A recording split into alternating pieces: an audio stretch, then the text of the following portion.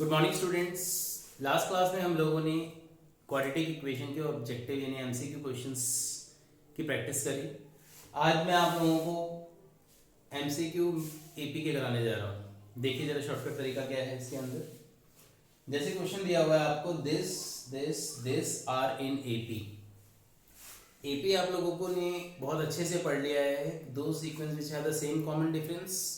तो इसका मतलब अगर ये तीन टर्म एपी में हैं, if these are the three consecutive terms of an AP, तो इसका मतलब इसके बीच में और इसके बीच में जो कॉमन डिफरेंस होगा वो सेम होगा।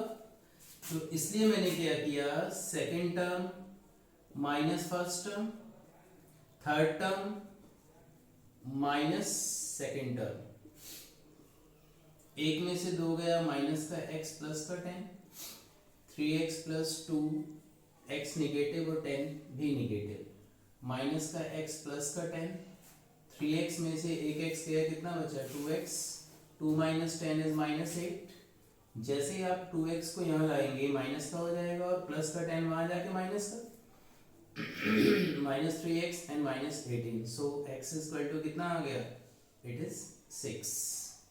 Is that clear? Yes. Next question में कह रहा है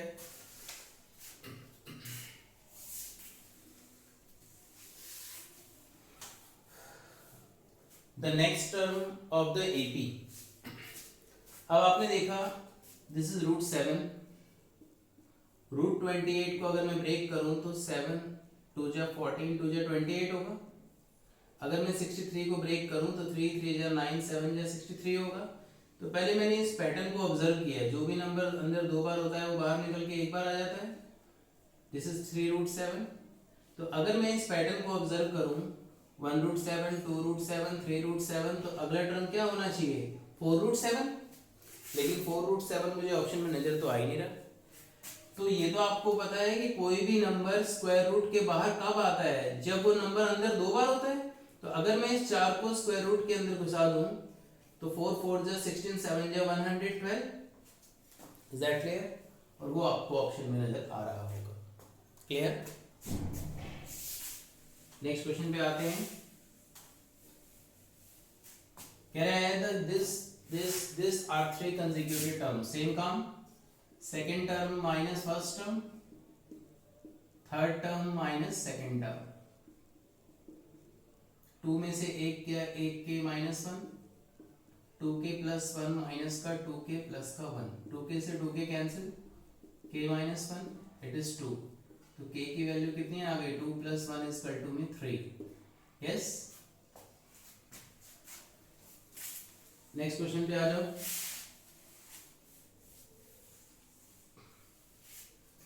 These are in AP. Find the values of x. Second term minus first term, third term minus second term। जैसे आप ब्रैकेट को खोलोगे 3x minus x is 2x minus 1, 4x minus 3x is x plus 2। जब आप इस x को यहाँ लाके माइनस कर दोगे और 1 को उधर ले जाके प्लस, तो x की वैल्यू कितनी आ गई, इट इज 3। क्लियर है? सो आगे बढ़ते हैं। उससे पहले मैं आपको एक छोटी सी बात बताता हूं। जब भी आपसे three consecutive terms of AP की बात करेगा, three consecutive terms of an AP, तो आपको तीन टर्म जो यूज करने हैं वो a माइनस डी, ए और a प्लस डी यूज करने हैं। जब भी आपसे 4 टर्म्स ऑफ एन एपी की बात करेगा तो आपको यूज करना है a minus 3d, a minus D, a plus D and a plus 3d। जब भी आपसे 5 टर्म की बात करेगा तो आपको 5 टर्म्स ऑफ एन एपी के क्या यूज करने हैं, a minus 2d, a minus D, a plus D and a plus 2d। ये टर्म्स फिक्स कर दिए हैं जो आपको यूज करने हैं।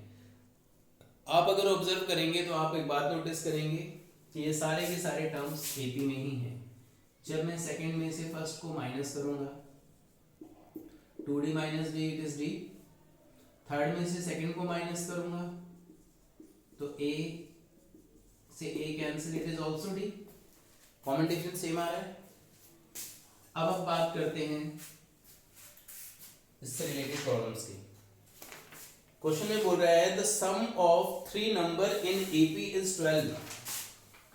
The sum of 3 number in AP, तो मैंने लेट कर लिया, let 3 numbers in AP is,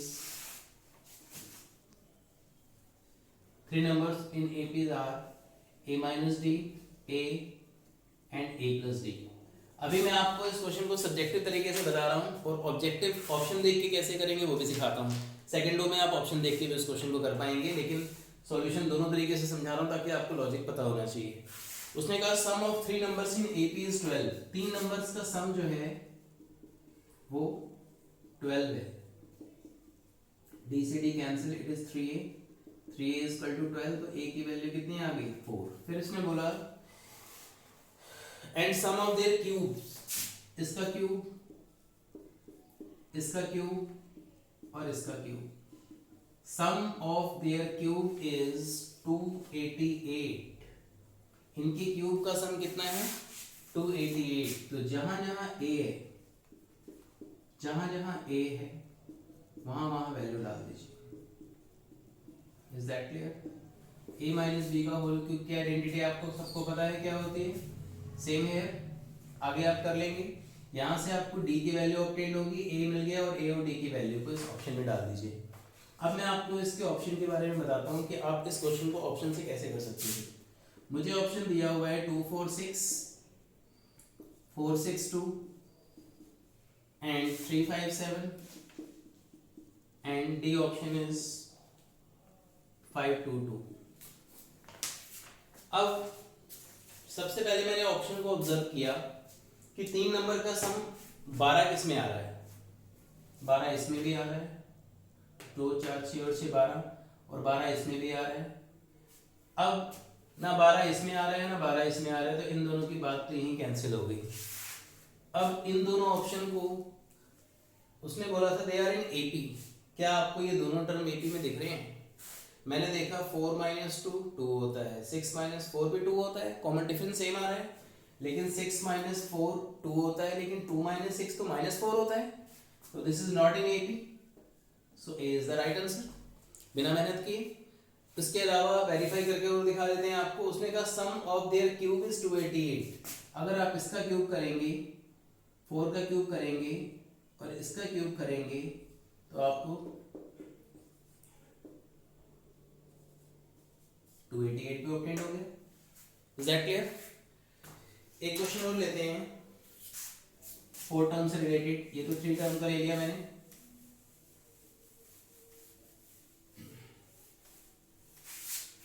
क्या क्वेश्चन बोल रहा है,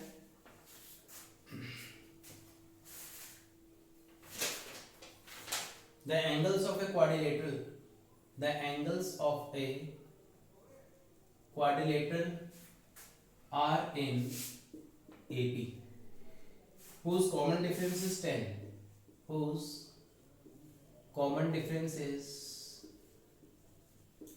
10 degree. Clear? Find the angles, find the angles. First option है 75, 85, 95, 105। बी ऑप्शन है 70, 80, 90 एंड 100। सी ऑप्शन है 62, 73, 84 एंड 95। और फोर्थ ऑप्शन है नन ऑफ दीज। अब ऑप्शन से कैसे कर सकते हैं हम इस सम को? इसने कहा the angle of quadrilateral are in AP. Angles AP में होने चाहिए। एपी मतलब इसमें कॉमन डिफरेंस सेम हो, इसमें भी 10 का डिफरेंस, इसमें भी 10 का डिफरेंस, इसमें भी 10 का डिफरेंस, इसमें भी 10 का डिफरेंस, इसमें भी 10 का डिफरेंस, इसमें भी 10 का डिफरेंस। तो इन दोनों की बात तो अभी हम करेंगे ही नहीं।